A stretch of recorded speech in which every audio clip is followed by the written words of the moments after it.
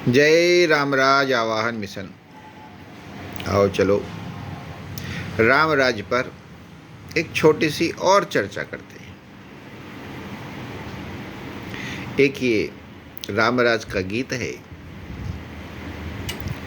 जिसको मैं समझाता हूँ कि ये जो गीत लिखा गया है इसमें हमारा क्या भाव है और भगवान से क्या उम्मीदें हैं।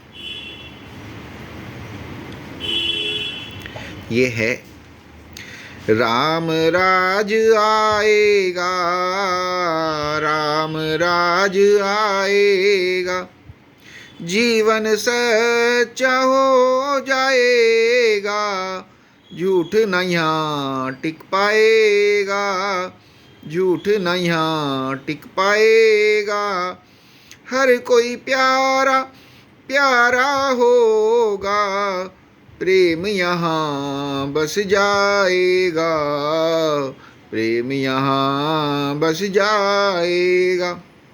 अब इसमें हमारा भाव है कि जब हम रामराज बनाने लग जाएंगे, जब हम रामराज पर काम करने लग जाएंगे तो इसका ये परिणाम होगा कि हमारे जीवन में, इस जगत में, इस देश में फिर से रामराज आएगा और फिर जीवन सच्चा हो जाएगा, झूठ ना यहाँ टिक पाएगा। का मतलब है क्योंकि आज जो है सारा जगत माया में लिप्त है, मायावादी हुआ हुआ है और सत्य से, आत्म से, अध्यात्म से काफ़ी दूर हुआ है।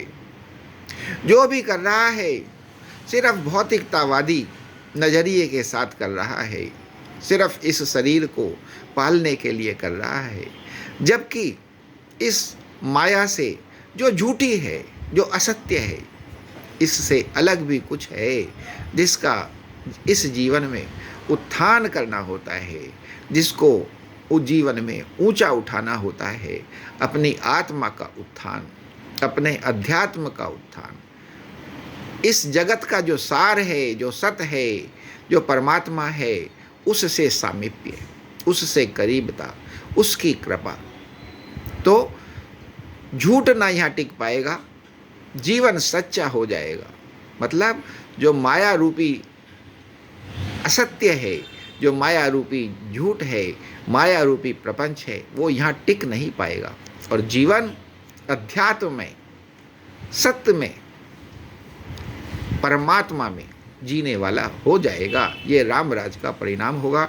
और दूसरी है कि हर कोई प्यारा प्यारा होगा, प्रेम यहाँ बस जाएगा। ये राम भाव है, ये परमात्मा भाव है कि इंसान इतना प्यारा हो जाता है कि वो प्रेम की मूर्ति हो जाता है, इस सारे जगत को, हर किसी को प्रेम करने वाला हो जाता है। और जो उसमें बसने लगते हैं सिर्फ सद्गुण बसने लगते हैं, यानी कि प्रेम, करुणा, दया, क्षमा, सरलता, संतोष, पवित्रता, आरोग्य, समृद्धि, खुशहाली, धैर्य, सहनशीलता और इस प्रकार के जो गुण हैं, दिव्यता जब बसने लग जाते हैं तो इंसान हमेशा प्रेम में हो जाता है। तो हर कोई प्यारा प्यारा होगा, प्रेम यहाँ बस जाएगा। ये रामराज का परिणाम होगा।